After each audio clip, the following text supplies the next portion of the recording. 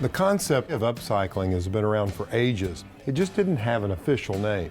It's kind of like recycling, except instead of breaking down components, you're actually repurposing them, increasing their value, and can be a lot of fun. It's basically just taking broken or underutilized items and putting them to work, giving them new life. Like this basket. You could line it and use it as a planter. Or take a look at this bottom of a metal roasting pan. Be perfect for putting candles in it. Hi, I'm Alan Smith. Well, today's show, as you guessed it, is all about upcycling. We're going to be taking a look at the kitchen, the garden, and looking for ways to upcycle. Even taking a look at chickens. They're great upcyclers. We're going to have some fun. Let's take a look.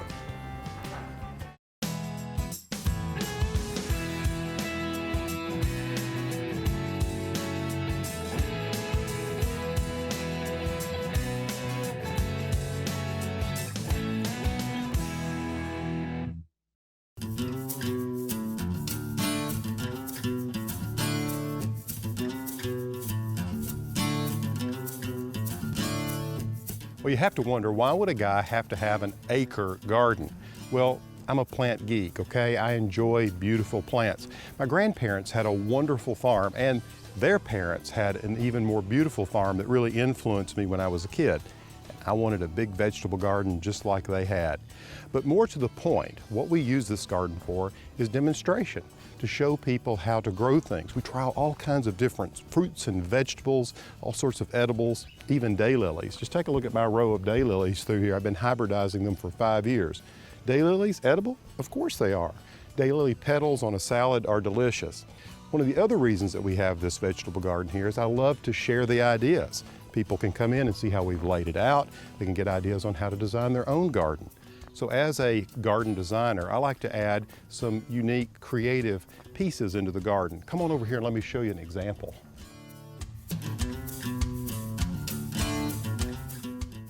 I really love this little twig trellis that I made out of just some old pear limbs and some twine to tie it together.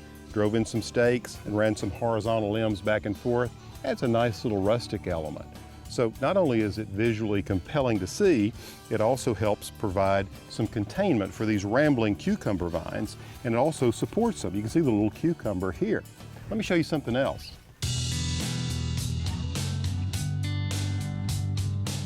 I don't know about you, but every year in my garden, I'm always trying to figure out supports to grow things on. I have to drag out all kinds of stakes and wire cages. So I thought, hey, why not create a hoop like this that you can walk under? Who doesn't love a tunnel?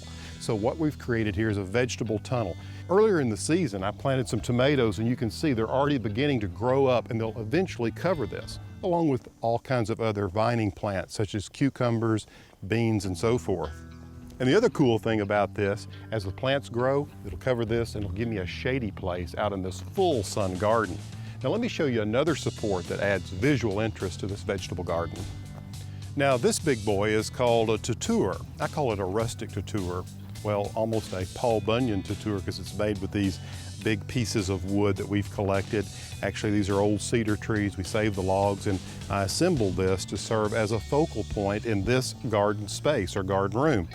Tuteur is a French word for support, so this supports a plant that might grow up it. So you can see, you can have a lot of fun in a garden of utility, like a vegetable garden. Just because it's there to grow something very practical, something to eat, doesn't mean you can't have fun and add a little bit of whimsy.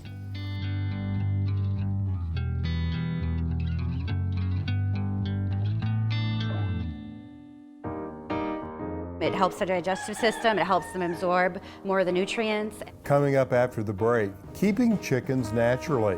And later on Garden Style, we'll upcycle a dilapidated chandelier into a showy centerpiece.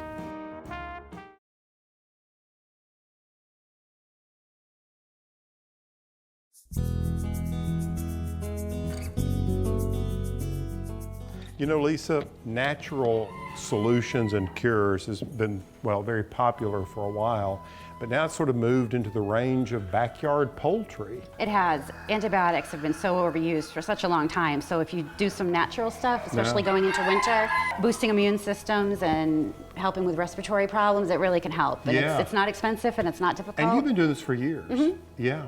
I mean, we're going to start with some basic ingredients like apple cider vinegar. So in a 2.5 gallon waterer like this, how much vinegar would you add? A tablespoon a gallon, so you're looking at 2.5 tablespoons. Okay. And just like when people drink it, it helps your digestive health. It's an antiseptic. It can help balance your pH, and it also helps keep the water cleaner so algae doesn't grow and bacteria doesn't grow in the water. Right. What else helps bolster that immune system? Well, garlic, just like in people, garlic is really excellent for your immune system. And how many cloves per gallon, roughly? I'd say a clove or 2 a gallon, so put a couple in here. That was a really big one, though. It also helps prevent mites and lice because those kind of biting insects don't like the blood of chickens that have had garlic. Okay, those So little vampires don't like that's the right. garlic. So you would do this on a regular basis through the I do it year-round. year-round, and how Probably frequently? twice or 3 times a week. The rest of the week you just go pure, Just go pure plain water. Plain water. Okay, cool. All right, so what are we talking about here? Feed. Feed. Good layer feed is really all your chickens need. But again, to keep them really healthy and out of the vet office, there's some things you can add to the feed. So if you want to put that in our bucket, Sure, okay.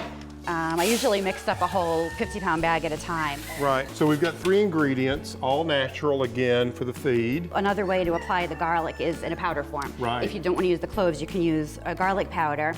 And in a gallon of feed, you want to use a 1/2 cup of garlic powder, and for the same reason. Okay, and now we're going to do the probiotic now, We're going to do the probiotic powder. Probiotics are like eating plain yogurt for you. Sure. Good for your digestive system. Yeah, I take a probiotic every morning. Right, Yeah. and it's basically the same. It helps the digestive system. It helps them absorb more of the nutrients and bigger eggs. Healthier gut. Healthier gut, better Right. body weights. So same thing with this, a half a cup. 1/2 cup.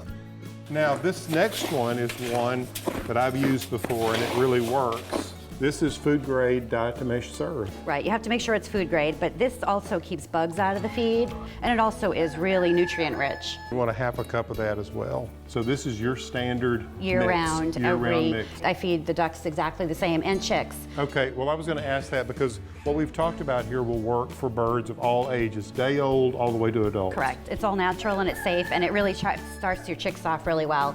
A lot of people don't have a vet or access to a vet or can afford a vet. So Sure. if you can, start your chickens off right. Use these preventatives. That's right. All It's natural, all things about that you can preventives. pick up. Yeah, that's perfect. Great. You're the chicken homeopath. I love it. Thank you. You're welcome.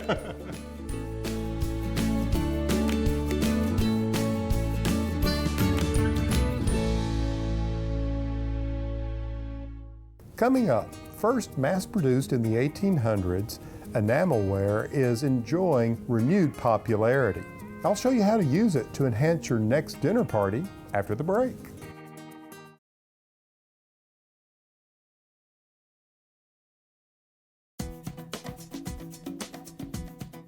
When the weather is beautiful and the scenery is gorgeous, who doesn't enjoy dining outdoors? And hey, you could get so creative.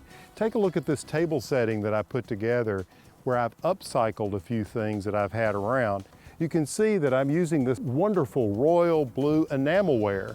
It looks so vintage and fits in the farm setting. And if you take a closer look, you'll see that the tablecloth that I use is a yellow gingham and the underlay is white. The upcycling side of this little project was taking the chandelier that I found in a vintage store, and I've used it as really a display for more daffodils. We don't really need candles out here, so instead of candles, I use these votives, filled them with water, and then place daffodils in them.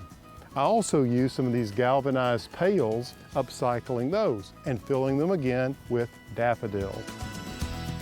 Anytime I have guests, comfort is the first thing I think about. So when it comes to chairs, I chose some of these folding chairs. They're lightweight, easy to move around, and because of the natural wood color, they fit in beautifully with this particular setting. So guests will enjoy not only the beautiful view, the great food, conversation, but also a little fun and whimsy.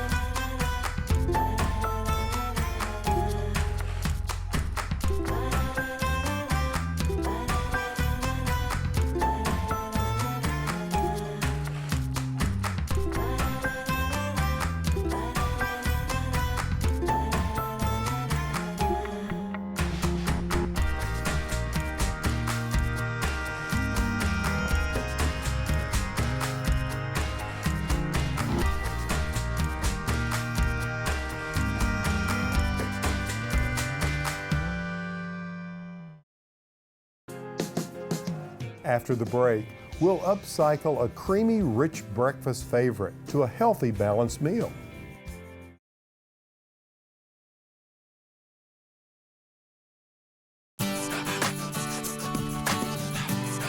When you think of upcycling, the first thing you think of is probably not some sort of meal. There are old favorites that we all have that maybe aren't quite as healthy as they could be, that could be upcycled into something that is healthier and delicious. For instance, let's take one of my favorites, Eggs Benedict. I love it, but that hollandaise sauce is pretty rich in butter. And if you think about the meat, there's alternatives for that as well. So in this recipe, what we're gonna do is get creative with the hollandaise sauce. You're gonna love the flavor. And as a substitute for the meat, we're going to look to quinoa, which is high in protein and dietary fiber. Now, to get this delicious recipe started, you want to bring the quinoa and water to a boil in a large pot on the stove. Once boiling, reduce to simmer and cook for 15 to 20 minutes until all the water is absorbed. Pour it into a large mixing bowl. And here's where you'll add some asparagus. Okay, now for the hollandaise sauce. You want to rig up a double boiler if you don't have one. I've just taken a large saucepan and a small skillet here, which is quite adequate. And what you're going to start with is the no-fat Greek yogurt. And what I have here is 1 cup of no-fat Greek yogurt. And I'm going to add the yolks of 3 eggs. And then I have minced garlic, 1 clove of minced garlic, and 2 tablespoons of a Dijon mustard. I'm going to take my whisk so I can really get this going together, and I'm going to take a half a lemon, squeeze all the juice out of it. Now, of course, we want to season this, and what I want you to do is take a half a teaspoon of salt, half a teaspoon of just a little raw sugar, half a teaspoon of paprika, beautiful color, and half a teaspoon of thyme. You could use ground or just whole thyme leaves, and then a 1/4 teaspoon of black pepper. So you're probably wondering, how do I know when it's finished? Okay, so the thickness is nice. I just want to check the flavor here. That is really good. This looks just about right, so I'm just going to push this off the heat. I'm going to let that rest for just a moment. Now it's a matter of preparing the eggs. This goes very quickly. And what we're going to do is we're going to use farm fresh eggs, of course, because we're here and we have lots of eggs. The girls have been busy lately. And we're going to take the 3 whites from the eggs that we use in the hollandaise sauce, and we're going to add 2 whole eggs to it. Now what I'm going to do is I'm going to take a little bit of oil here just to put in my pan, not much, just to kind of, it's already sort of preheated here. Okay, and then now I'm going to add the eggs. Here we go. And I don't know about you, but I don't like my scrambled eggs overly done. I like them a little runny. In the interim, what I'm going to do is I'm going to take a little bit of this hollandaise sauce and I'm going to add it over here to the quinoa because it adds such a nice flavor. Just going to mix all that together a little bit. And now it's just a matter of taking the eggs, and just want to put these eggs here on the center of this presentation. And then I'm going to take the hollandaise sauce and pour it over the eggs and the quinoa and asparagus. I'm just going to finish it off with just a little bit of fresh tomato. It's an upcycled idea from a great old American recipe. Enjoy.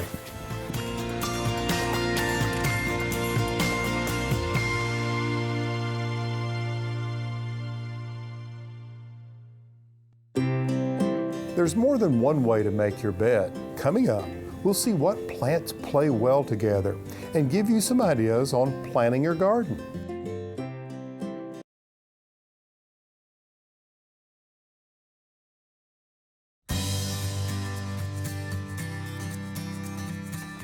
You know, I've been known to match some of my favorite flowers in the garden to my shirts. I can't help it, I'm just a plant geek. But fortunately for me, there are so many colorful planting combinations out there to fill my flower beds throughout the growing season. Of course, the perennials are going to be there year in and year out. One I use for the foundation in many of my beds is this hibiscus called Cranberry Crush. Its long blooming broad flowers make this a real showstopper. As my hibiscus plant fills during early spring, I like to plant things like petunias and verbenas. Both can tolerate late spring frost and add a boost of color. Supertunia, pretty much Picasso, and Superbena Royale Chambray always play well together. As the heat of summer rolls in and my cranberry crush hibiscus begins to bloom, I like to add some coleus. For a burst of chartreuse, try this sun-loving variety called Color Blaze Lime Time. And you can never go wrong with a lobularia. You see, Snow Princess is a low-mounding, hardy plant that will last into the winter. I love adding beautiful plants to my garden every season. It's like painting on a canvas. What I'd love for you to do is get out there and have some fun each season, adding things, creating new combinations, come up with something really wonderful. We may even make you an honorary member of my Plant Geek Club.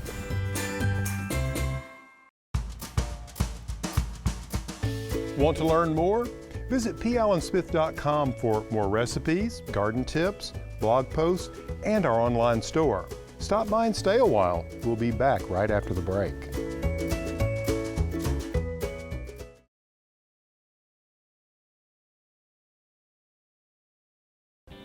When you begin to think about upcycling, you discover that the options and opportunities, well, they're endless. Like take a vase like this, be perfect for growing an orchid in it. Or take corks from a wine bottle and create a bath mat.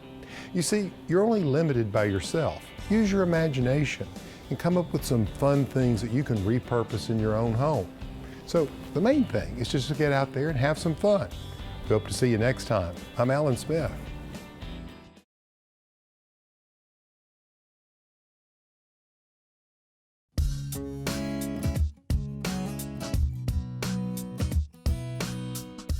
Hi, I'm Alan Smith. Today's... All right. All right. Here we go. Stand by. And action. You see, it's as simple as taking a broken or underused sorry. The concept is really simple. You should... Look at this. Sign, apartment for rent. You could put this on your neighbor's house.